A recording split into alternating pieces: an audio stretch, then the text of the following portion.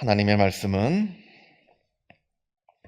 시편 89편 1절에서부터 18절까지 말씀을 보겠습니다. 시편 89편 1절에서부터 18절까지 말씀 함께 한 목소리로 읽겠습니다. 내가 여호와의 인자하심을 영원히 노래하며 주의 성실하심을 내 입으로 대대에 알게 하리이다.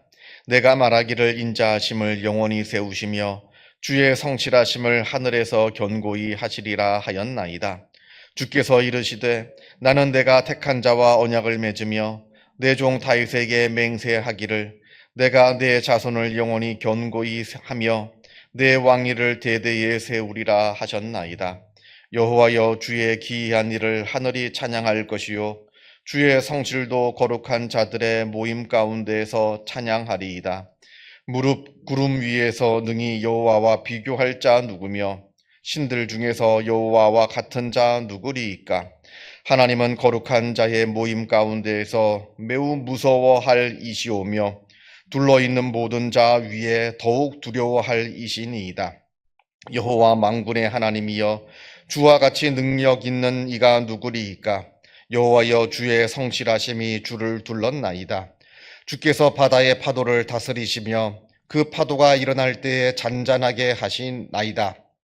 주께서 라합을 죽임 당한 자같이 깨뜨리시고 주의 원수를 주의 능력의 팔로 흩으셨나이다.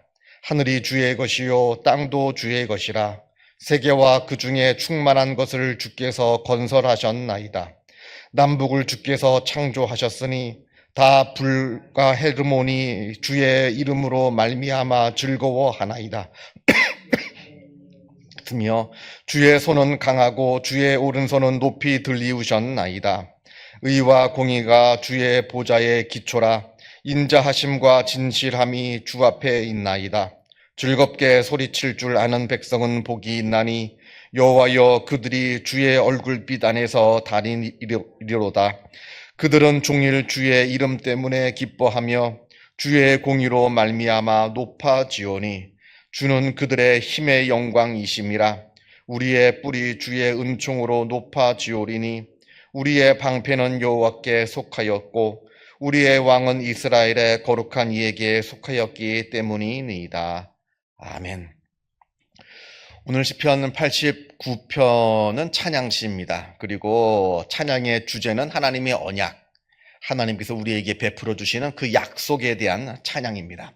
하나님께서는 우리에게 하나님의 그 거룩한 약속을 맺어주셨고 또 하나님께서 하신 그 약속을 끝까지 지키신다 하는 내용이 오늘 시편의 주제입니다.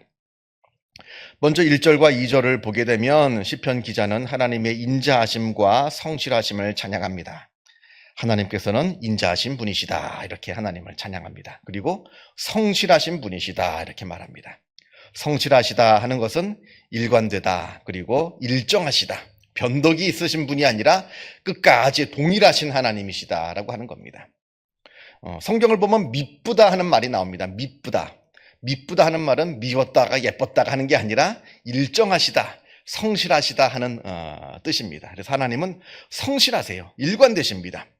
만약에 하나님께서 일관되지 않으시면 하나님의 그 모든 좋은 성품들이 다 소용이 없습니다. 아무리 인자하시면 뭐예요? 그냥 변덕이 죽을 듯한데 어떨 때는 인자하셨다가 어떨 때는 난폭해지셨다가 또 인자해지셨다가 또 싸나워지셨다가 하면 두렵습니다. 무섭습니다. 가정에서도 그렇잖아요. 아버지가 일정해야지 그 마음이 늘 한결같아야 그 자녀들이 마음의 평화를 얻습니다. 아버지가 한없이 인자해졌다가 어제는 그렇게 인자했다가 오늘은 그냥 화를 내고 소리를 지르고 난폭하고 그러면 그 다음날 또 인자해지면 아이들이 불안해집니다. 인자함에도 불안해요. 아버지가 어떻게 또 변할지. 그러니까 인자하심도 중요하지만 그 성실하심, 일관되신 하나님의 마음이 중요한데 하나님은 그 인자하심이 아주 일정하시다는 거예요. 변덕에 죽 끓는 하나님이 아니라 항상 일정하신 그러한 하나님이십니다, 이렇게 찬양을 합니다. 그러면서 3절을 보면 주께서 이르시되 나는 내가 택한 자와 언약을 맺으며 내 종 다윗에게 맹세하기를 4절 내가 내 자손을 영원히 견고하게 하며 내 왕위를 대대에 세우리라 하셨나이다. 이렇게 이야기를 하는데 하나님께서 우리에게 맺어주신 그 언약이 있습니다. 그 언약을 하나님께서 지키신다라고 말씀하시면서 특별히 다윗에게 맹세하신 언약이 있다는 거예요. 다윗 왕조를 영원토록 내가 지켜주겠다.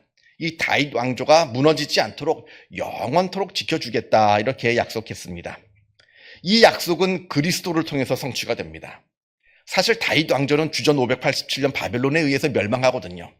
이것도 하나님의 변덕 때문에 무너진 것이 아니라 하나님의 언약이라고 하는 것은 나는 너의 하나님이 될 테니까 너는 나의 백성이 되어라. 이게 언약입니다. 근데 이스라엘 백성들이 먼저 언약을 깼어요. 그래서 언약이 깨어진 겁니다. 그래서 주전 587년에 이스라엘 백성들이 우상을 섬기니까 그 언약이 깨어졌고요. 그래서 이제 주전 587년에 이스라엘이 바벨론에게 멸망되었습니다만 그러나 하나님께서는 다윗에게 맹세하신 그 언약을 끝까지 기억하셔서 다윗의 후손에서 그리스도가 나게 하셔가지고 그리스도를 통해서 이 하나님의 언약이 성취되게 그렇게 하십니다. 그래서 이 언약은 하나님께서는 끝까지 지켜주셨어요. 그 이야기가 쭉 나오는 것이고요. 자, 아무튼 이 하나님께서 이스라엘과 이 구원의 언약, 이 영원한 언약을 맺게 되었고 그 언약이 그리스도를 통해서 이루어지게 되었다. 자, 이제 하나님을 계속해서 찬양합니다. 5절 말씀을 보면 여호와여 주의 기이한 일을 하늘이 찬양할 것이요 주의 성실도 거룩한 자들의 모임 가운데서 찬양하리이다 하면서 거룩한 자들의 모임, 성도죠. 성도입니다. 거룩한 자의 모임을 한자말로 하면 성도입니다. 성도들이 하나님을 찬양합니다. 이렇게 말합니다. 그래서 성도의 본분은 찬양입니다. 물론 우리 믿는 자들이 해야 할 일이 많이 있습니다만 그럼에도 불구하고 우리의 본분은 하나님을 찬양하는 겁니다. 하나님께서는 이스라엘의 찬양 가운데 거하신다 합니다. 우리가 어떻게 하나님을 만날 수가 있느냐? 찬양을 하면 하나님을 만나게 됩니다. 물론 기도도 하고 말씀도 읽어야 되고 많은 것들이 있습니다만 우리의 본분은 하나님을 찬양하는 것이지 하나님을 원망하고 하나님께 불평하는 것이 우리의 본분이 아니라는 겁니다. 그래서 하나님을 찬양한다. 하나님의 그 언약을 생각하면서 이스라엘 백성들, 이 거룩한 자들의 이 모임 가운데서 하나님을 찬양하는 모습이 있다. 이렇게 노래합니다. 자, 7절을 봅니다. 하나님은 거룩한 자의 모임 가운데서 매우 무서워할 이시오며 이렇게 되어 있는데 여기서 무서워한다는 것은 공포심을 말하지는 않습니다. 여기서 말하는 그 무서워함이라고 하는 것은 공포가 아니라 경외함을 이야기합니다. 하나님을 경외한다 이렇게 말합니다. 하나님은 인자하신 분이에요. 인자하신 분이라 할지라도 우리가 하나님을 만만하게 여겨서는 안 되고 하나님을 경외한다 말합니다. 아무리 하나님이 우리한테 인자하게 대하시고 자비롭게 대하시고 아무리 부드럽게 대하신다 할지라도 하나님은 우리를 지으신 창조주 하나님이시고 우리는 피조물입니다. 하나님께 함부로 해서는 안 돼요. 하나님 까불면 나한테 죽어 이딴 소리 아무리 내가 뭐라 할지라도 아무리 내 신앙이 깊어지고 내가 아무리 신앙생활을 오래 했다 할지라도 하나님을 그렇게 가볍게 여겨서는 안 된다는 겁니다. 하나님은 우리가 경외할, 두려워해야 할, 공포심이 아니라 경외해야 할 대상이다. 창조주 하나님이시다라고 7절에서 이야기를 합니다. 자, 여기까지 지금 7절까지는 하나님의 인자하심에 대해서 노래를 했어요. 하나님은 인자하신 분이십니다. 그 인자하심이 일관되게 왔다 갔다 변덕이 죽 끓는 하나님이 아니라 일관되게 인자하신 분이십니다를 7절까지 노래했다고 한다면 자 8절부터는 하나님의 전능하심을 노래합니다. 보면 여호와 만군의 하나님이여 주와 같이 능력 있는 이가 누구리이까. 하나님께서 인자하시기만 하시면 사실 아무 소용 없습니다. 인자하시기만 하면 하나님께서 우리에게 맺어주신 그 언약을 어떻게 지킵니까? 인자하실 뿐만 아니라 능력이 있어야 그 약속을 지킬 수 있는 겁니다. 그렇잖아요? 능력이 있어야 그 약속을, 언약을 지키실 수가 있는데 지금 8절에는 하나님의 그 능력을 지금 노래하고 있는 겁니다. 하나님은 인자하실 뿐만 아니라 전능하셔서 하나님께서 하신 그 언약을 지키시고 지금도 우리를 돕고 우리를 지켜주시는 하나님이십니다. 이렇게 8절에서 노래하고 있습니다. 그러면서 9절부터 보게 되면 그 하나님의 전능하심을 구체적으로 일일이 다 열거하면서 노래를 하는데, 바다를 다스리신다 이렇게 말합니다. 그리고 파도를 잔잔하게 하신다 이렇게 말씀합니다. 몇 번 말씀드린 기억이 있습니다만, 성경에서 바다는 죽음, 악을 상징합니다. 그래서 하나님께서 바다를 가르셨다, 바다를 잠잠하게 하셨다. 이거는 단순히 바다를 파도치는 이 물만 잠잠하게 하신 것이 아니라 사탄을 잠잠하게 하신 겁니다. 죽음을 잠잠케 하신 거예요. 예수님께서 갈릴리 호수를 잠잠케 하신 것도 단순하게 갈릴리 호숫물을 잠잠케 하실 뿐만 아니라 그걸 통해서 사탄의 모든 세력들을 다 잠잠케 하신 것을, 그걸 상징하는 겁니다. 자, 그렇고 10절을 보게 되면 하나님께서 라합을 깨뜨려서 죽이셨다라고 되어 있는데, 여기서 라합은 사사기에 나오는 예수님의 조상인 기생 라합을 말하는 것이 아니라 리워야단이라고 하는 바닷속에 산다고 하는 상상 속의 괴물, 이 상상 속의 괴물은 사탄을 상징합니다. 죽음을 상징합니다. 하나님께서 바닷속에서 살고 있는 그 사탄을 하나님께서 깨뜨리셨다, 죽이셨다라고 말씀합니다. 그래서 하나님의 능력을 얘기하는 거예요. 하나님께서는 인자하신 하나님이실 뿐만 아니라 전능하신 하나님이시라서 사탄을 멸하시고 죽음의 세력을 멸하시는 그러한 전능하신 하나님이십니다. 이걸 지금 노래하고 있는 겁니다. 11절을 보면 하늘도 하나님의 것이요 땅도 하나님의 것이라 말합니다. 하나님께서는 온 세상을, 온 우주를 창조하시고 온 우주를 다스리시는 전능하신 하나님이십니다. 이렇게 지금 계속해서 찬양을 하고 있고요.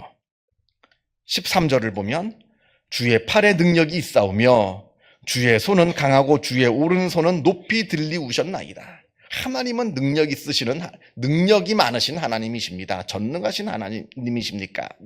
전능하신 하나님이십니다. 이렇게 8절부터 13절까지 쭉 하나님의 그 전능하심을 지금 노래하고 있습니다. 그러니까 1절부터 7절까지는 하나님의 인자하심, 그리고 8절부터 13절까지는 하나님의 전능하심을 노래했다면, 이제 14절부터 18절까지는 하나님의 정의로우심을 노래합니다. 하나님의 정의로우심. 생각해 보세요. 인자해요. 그리고 능력이 있어요. 근데 정의롭지 않으면 아무 소용없는 겁니다. 그 인자하심과 전능하심을 악한 데 사용해 봐요. 그러면 아무 소용없는 거예요. 인자하다고 다 좋은 게 아니거든요. 그 인자하심이 어디를 향하고 있느냐? 정의를 향하고 있는 것이냐? 악함을 향하고 있는 것이냐? 그 전능하심이 정의를 향하고 있는 것이냐 아니면 악함을 향하고 있는 것이냐가 굉장히 중요한데, 하나님은 인자하실 뿐만 아니라, 그리고 전능하실 뿐만 아니라 정의로우신 하나님이십니다. 그 이야기를 노래합니다. 자, 14절을 보면 의와 공의가 주의 보좌의 기초라 말합니다. 그러니까 하나님의 모든 사역은, 하나님의 모든 역사는 다 정의에 기초하고 있다는 거예요. 하나님의 어떤 사사로운 이익, 아니면 하나님께서 이상한 악한 신이어서 이상하게 우리를 악한 곳으로 이끄시는 분이 하나님이 아니라, 하나님의 보좌는 정의라는 겁니다. 모든 하나님의 역사는 정의에 기초하고 있는 그러한 역사이다. 지금 14절에서 이야기를 하고 있습니다. 그러니까 우리가 하나님을 기뻐할 수밖에 없죠. 하나님을 찬양할 수밖에 없는 겁니다. 하나님은 인자하신 하나님이시요, 하나님은 전능하신 하나님이시요, 하나님은 정의로우신 하나님이시기 때문에 그 하나님과 언약을 맺은 우리, 그 하나님의 백성이 된 우리는 하나님을 기뻐하고 하나님을 찬양할 수밖에 없습니다. 노래하는데 그 17절 중간부터 보면, 17절 중간에 우리의 뿔이 주의 은총으로 높아지오니 이렇게 되어 있는데, 뿔은 힘을 상징합니다. 그러니까 하나님의 그 인자하심, 그 하나님의 전능하심, 그 하나님의 그 정의로우심이 우리와 함께 하니까 우리는 힘이 넘칠 수밖에 없습니다. 우리는 하나님의 능력으로 말미암아 하나님의 능력을 힘입은 그러한 하나님의 백성들입니다. 이렇게 지금 찬양하고 있는 겁니다. 그러면서 18절에 이러한 하나님께서 우리의 방패가 되어 주십니다. 이렇게 하나님께 찬양을 합니다. 그리고 우리의 왕은 이스라엘의 거룩한 이에게 속하였기 때문이니이다. 여기서 왕은 단순하게 임금만 상징하는 것이 아니라 이 당시에 왕은 그 나라를 대표하는 사람이었으니까 우리 백성, 우리 온 이스라엘은 하나님께 속하였기 때문에 하나님의 능력을 힘입어서 우리는 하나님의 능력으로 모든 것을 할 수 있고 하나님의 그 인자하심 안에서 평안하게 거하며 하나님의 그 정의로우심 안에서 하나님께서 이끄시는 그 인도하심, 그 정의를 향한 인도하심에 도움을 받고 있습니다. 이렇게 노래하고 있습니다. 우리가 오늘 시편을 89편을 다 읽지는 않았습니다. 이제 앞으로도 계속해서 보게 될 텐데 오늘 우리가 읽은 시편 89편의 주제는 언약입니다. 이 언약은 우리에게도 동일하게 맺어져 있는 거예요. 예수 그리스도를 통해서 십자가의 언약이 우리에게 맺혀져 있습니다. 하나님과 우리는 언약을 맺은 사람들이에요. 그 언약이 어떠한지 한번 우리가 오늘도 보았고 이제 다음 시간에도 계속해서 보게 될 텐데 그 언약의 은혜가 여러분들에게 또 충만하게 임하기를 주님의 이름으로 축원합니다. 기도하겠습니다. 하늘에 계신 우리 아버지, 아버지의 이름을 거룩하게 하시며 아버지의 나라가 오게 하시며 아버지의 뜻이 하늘에서와 같이 땅에서도 이루어지게 하소서. 오늘 우리에게 일용할 양식을 주시고 우리가 우리에게 잘못한 사람을 용서하여 준 것 같이 우리 죄를 용서하여 주시고 우리를 시험에 빠지지 않게 하시고 악에서 구하소서. 나라와 권능과 영광이 영원히 아버지의 것입니다. 아멘. 자유롭게 기도하시기 바랍니다.